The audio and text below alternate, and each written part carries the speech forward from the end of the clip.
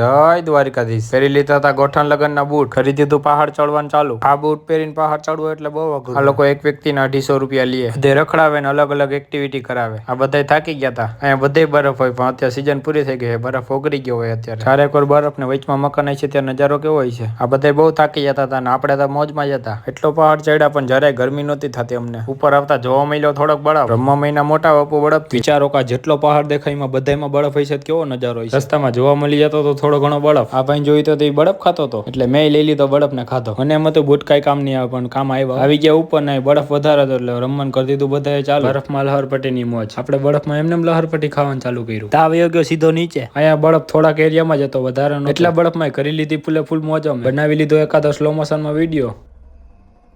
બરફ આયરે રમવાની ખરેખર બહુ મોજ આવી ગઈ. 5-6 દિવસમાં તો અહીંયા બરફ હાવ ઓગળી જાય. અહીંથી નીચે જોવો તો એવું લાગે કે રાક્ષસ ઉભો છે. પછી નીકળી ગયા પાછા હોટલે જવા માટે.